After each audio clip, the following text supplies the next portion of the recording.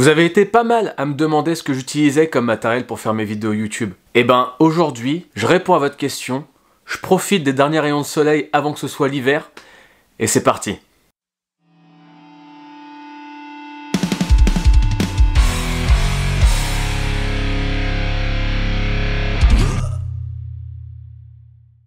Boum! Salut à tous, c'est Asie, j'espère que tout le monde va bien. On se retrouve pour un nouvel épisode de Dealer de Métal, tranquillement, posé, à la maison. On va pas parler rock, on va pas parler métal, on va pas parler de tous ces dérivés. Aujourd'hui, ça va être de la geekerie. Pourquoi? Parce que depuis quelques temps, là, je reçois pas mal de messages qui me demandent ce que j'utilise comme matériel, avec quoi je monte mes vidéos, quel logiciel j'utilise, etc. Donc aujourd'hui, je vais tout vous expliquer. Et je vous préviens tout de suite, vous allez être très déçus parce que j'utilise du matériel de pauvre, hein. J'ai pas les moyens. Le matériel que j'ai, je l'ai accumulé avec le temps, donc c'est pas un truc que j'ai acheté avant de faire des vidéos YouTube. C'est du matériel que j'ai déjà depuis un moment. C'est pour ça que je fais cette vidéo en plein jour. Je profite des derniers rayons de soleil. Et puis ça rappelle les premières vidéos que j'ai fait où je pouvais tourner que la journée parce que je tournais qu'à la lumière naturelle. Ok, alors c'est parti. Déjà pour commencer, on va parler guitare. Je pense que c'est ça que vous voulez savoir en premier. Je vais vous expliquer aussi pourquoi j'ai acheté ce matériel et pas un autre. Donc avant ça, si mon contenu te plaît, eh ben n'hésite pas à t'abonner, à partager autour de toi, à commenter, etc.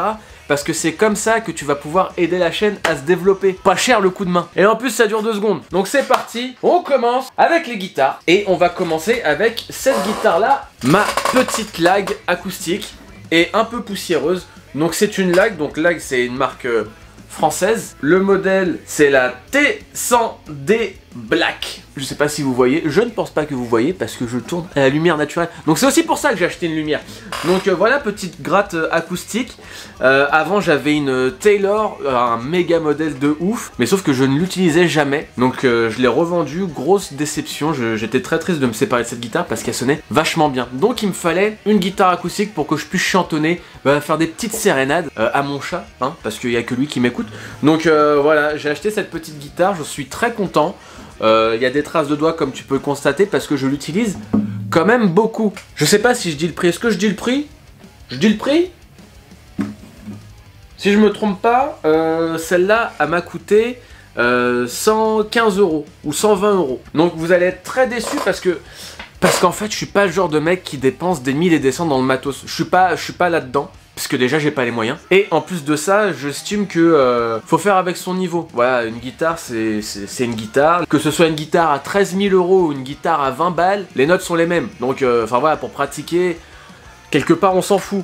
Mais il y a moyen de faire des bonnes occasions. Et faut être un petit peu curieux et connaître son matos. Voilà, je suis partisan du matos pas cher, mais on le maîtrise bien pour faire des trucs de ouf. Donc ça c'était la lag. Je vais vous présenter ma première guitare, ma guitare la plus ancienne. Donc je me déplace 2 secondes, je vais la chercher. Alors, celle-là, je pense que vous la connaissez, hein. C'est celle qui m'a fait gagner le petit concours de la Team Nowhere. C'est ma petite Ibanez RGA7. Voilà, je l'ai depuis un petit moment. J'ai souvenir que c'est ma grande sœur ou mes parents qui m'avaient offert cette guitare pour mon entrée en 6ème. Non, pas en 6ème, pas possible parce que je faisais pas de guitare à cette époque-là. Je pense que c'était pour mon entrée, je sais plus. Je crois que c'était pour mon brevet de 3ème, parce qu'avant je jouais sur une guitare XP, hein, de la marque Cash Converter. Je l'avais même baptisé la signature Aziz Bento. Donc voilà, petite guitare 7 cordes, elle sonne bien. Pourquoi elle sonne bien? Parce qu'en fait, comme tu peux le voir là il y a un trou, donc vous allez remarquer que mes guitares sont dégueulasses parce que je les joue beaucoup. J'ai fait un petit potard de tonalité qu'il n'y avait pas. C'est pour ça que le potard il ressemble à ça, hein. J'ai pas eu l'occasion d'avoir un beau potard. Je voulais avoir un truc cool, mais je l'ai pas trouvé encore et puis j'ai lâché l'affaire. J'ai mis ce potard là, pourquoi? Parce qu'il y a un EMG 81.7. Donc c'est les EMG micro-actifs 81. Donc grand classique chez EMG, et puis pour avoir un gros son. Mais du coup au format 7 cordes. Donc c'est pour ça qu'il est un peu plus gros, il envoie bien la patate. Parce que cette guitare ne sonnait pas du tout. Il y avait juste un bouton de volume et le sélecteur de micro. Donc ce micro là ne marche plus. Voilà, il a été débranché. Il n'y a que ce micro là qui joue parce que moi j'ai besoin que d'un seul micro. Donc côté chevalet et le bouton de tonalité à fond. Voilà, moi c'est tout à fond ou tout ou rien. Voilà. Tout à fond ou tout ou rien. Hop. Donc là, je vais vous présenter la guitare qui fait le plus jaser dans mes commentaires, celle qui est la plus surprenante, celle qui a la plus grosse histoire pour moi. Ce n'est autre que ma bonne vieille Fender Jaguar. Donc voilà, ma Fender Jaguar, c'est ma main guitare, c'est ma guitare principale, c'est un modèle modern player. Je suis hyper content de cette guitare-là a une histoire, cette guitare-là a fait tous mes concerts les plus importants, là où j'ai joué devant le plus de monde. C'est celle qui m'a fait cette réputation de mec qui savait bosser son son. Très content de cette gratte, très surpris. Pour la petite histoire, cette guitare-là, je l'ai baptisée Billy. Pourquoi Billy? Parce que c'était le surnom que mon beau-père avait. Et du coup, cette guitare-là, je l'ai achetée le lendemain de son décès. Et c'est pour ça que j'ai ce petit tatouage-là, qui est un dessin de mon neveu, qui a fait ce petit dessin-là avant de mettre dans la tombe. Donc du coup, je me suis fait ce tatouage-là. Pardon. Et je me suis acheté cette guitare-là. Et depuis, elle ne me lâche plus. Elle me lâche tellement plus que j'arrive même plus à retirer la sangle. Hein. J'ai plus du tout... je peux pas du tout retirer cette sangle. Donc, elle restera à vie. Sinon, la guitare sera cassée et je serai très triste. Petite info sur cette guitare, c'est que le micro, très poussiéreux, hein, vous connaissez bien ce genre de problème, les gratteux. Juste une partie vernis, parce que j'ai tellement joué que voilà, le vernis est parti. Je pense que j'ai la transpiration très acide ou très salée, bah, je sais pas. C'est le modèle Modern Player. Je l'ai pas eu pour cher parce que c'était le modèle d'expo, donc c'était la dernière qui restait. Je l'ai eu pour 250 € ou 300 €. Donc cette guitare là, la gamme Modern Player, je pense qu'ils ont voulu faire un truc un peu plus différent, Fender, mais en tout cas c'est très cool. Très cool à jouer, le manche il est comme j'aime, le réglage il est comme j'aime parce que je dispose d'un très bon Guitar Tech. Mon Guitar Tech se nomme Sully, donc je mets ces petits liens dans la description parce qu'il fait du super taf. Si vous voulez régler vos grattes, allez le voir, venez de ma part, comme ça on est cool. Tout le monde a été surpris du son de cette guitare parce que effectivement le son n'est pas commun à Fender. Il y a la touche Fender mais pour le style que je joue c'est vrai que c'est assez atypique pour Fender parce qu'en fait le P90 qui est présent là, toujours côté chevalet, c'est un P90 Barnacle. Ça envoie du lourd, ça envoie du costaud. Si je me trompe pas, c'est le modèle Supermassive. Donc je crois que Mathieu Bellamy utilise ça, donc guitariste de Muse. Et même si je suis pas fan de Muse, c'est vrai qu'il a un super son de gratte. Et voilà, ça change, c'est plus rock'n'roll que metal. Je suis très content de ce son là. Donc voilà, c'est ma petite Fender Jaguar. On passe à la suite. Voilà, alors là c'est pas une gratte. Hop. C'est la petite Sterling, voilà, Stingray Sub-Series. Il me fallait une basse, j'ai toujours voulu avoir une basse. Je suis pas bassiste, mais du coup, vu que je fais des prods à la maison, j'avais besoin d'une basse parce que, bon, on est d'accord que même si t'as un beau son de gratte, ce qui fait le gros son, c'est la basse. J'ai failli me péter le poignet ou casser la guitare, juste pour vous.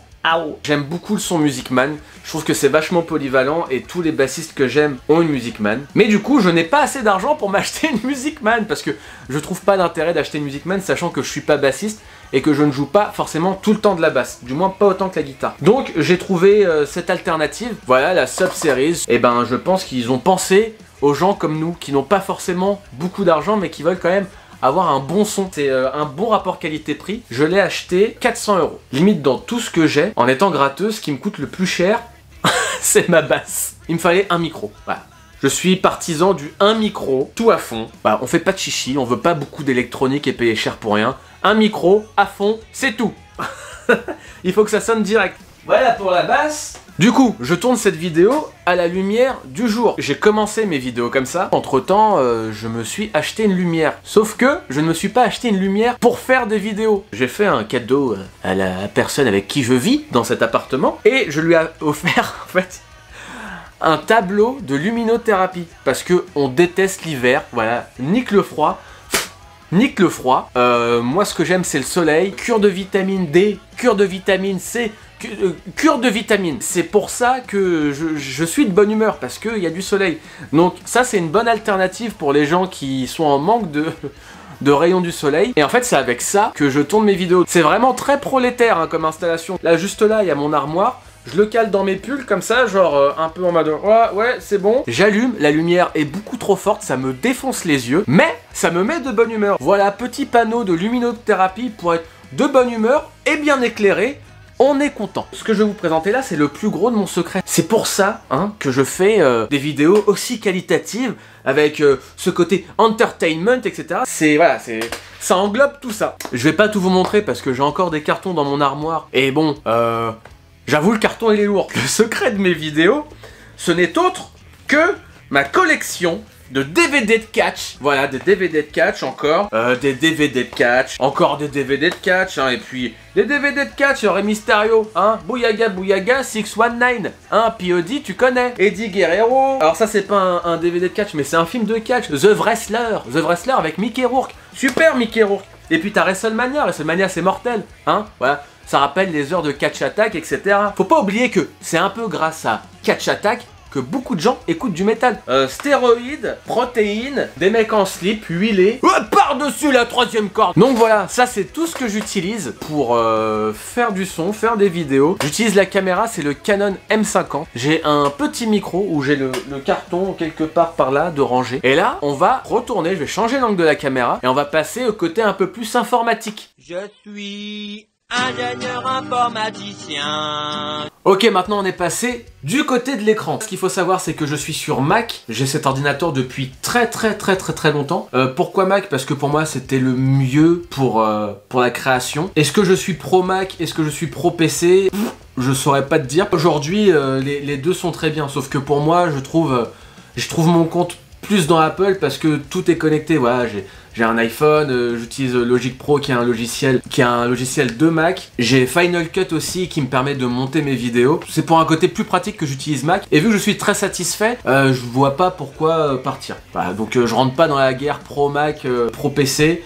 Chacun il trouve son compte dans les deux. Du moment que ça permet de faire du travail de qualité, faut pas avoir de limite, faut pas se limiter à des choses futiles comme ça. On va checker un peu ce qui est sur ordinateur. Donc voilà, j'ai Logic Pro. Au niveau du plugin guitare, j'ai du Neural DSP, le Omega. Alors le Omega, je le trouve vachement cool. Alors pourquoi j'ai pris le Omega? Parce que du coup, c'était celui qui était le moins cher. Voilà, il était à 90 €. Donc pour 90 €, t'avais un gros son de gratte. Tu peux avoir plein d'options, tu peux gérer ton EQ, tu peux gérer tes micros, voilà, ça c'est mon utilisateur par défaut, c'est mon preset que je me suis fait. Donc voilà, avec deux mics, un pour le centre pour avoir vraiment les aigus, un autre micro qui est vachement sur le côté pour récupérer du bas, donc le fameux chrome qu'on aime tant. Et voilà, on peut vachement gérer plein de trucs. La petite pédale d'overdrive qui est pas mal, on peut gérer les lampes. Donc très complet, pas très cher, qui marche avec mon ordi. Et au niveau des CPU, donc je crois que c'est la mémoire vive, si je me trompe pas, et ben en fait c'est le moins gourmand, donc voilà, c'est cool. Au niveau de la carte son, j'utilise cette Focusrite, c'est la 2i2, elle marche très bien, j'ai pas besoin de plus, voilà. Une entrée pour la gratte, une entrée pour le chant.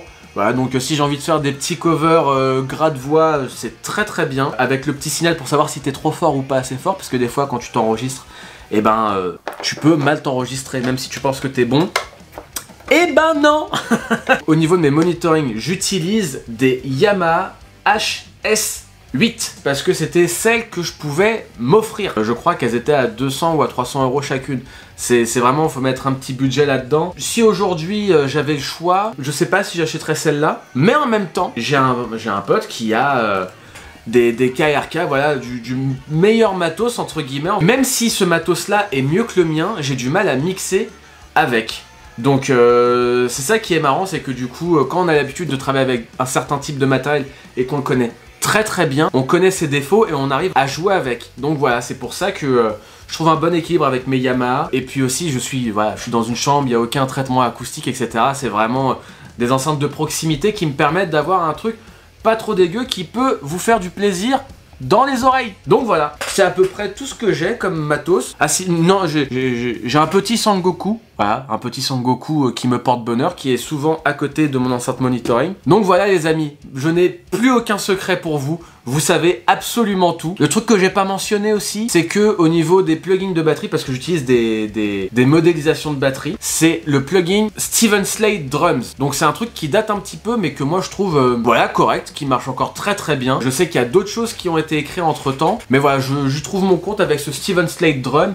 Il m'a coûté 100 balles. Donc voilà, j'ai conscience que Pour certains, 100 € c'est énorme. J'ai conscience que pour certains, mettre 300 € dans une enceinte monitoring, ça peut paraître très cher, mais comme je l'ai dit, c'est du matériel que j'ai réussi à accumuler avec le temps. Là, j'en suis très satisfait. Ça a été quand même pas mal de sacrifices parce qu'il y a des trucs que je me suis acheté, j'étais encore étudiant, j'étais encore au lycée, et aujourd'hui, je l'utilise encore. Voilà, donc je fais attention à mes affaires, j'apprends avec, j'arrive à produire, je pense, en tout cas en fonction des retours que j'ai, quelque chose de très qualitatif pour vous. Et je vous en remercie. Je pense qu'avec l'avenir, je vais m'offrir un nouvel objectif parce que là, l'objectif que j'ai sur mon appareil, c'est celui de base. Donc voilà, avec le temps, on progresse et on arrive à se faire plaisir. Donc voilà, j'espère que ça va vous motiver à vous lancer parce que vous voyez très bien que moi, je fais avec des trucs un petit peu système D. Malgré ça, on arrive quand même à faire des trucs sympas. Et c'est aussi pour ça que je voulais faire cette vidéo là parce que j'estime qu'il n'y a pas besoin de mettre toutes ces économies dans de l'achat de matériel pour au final...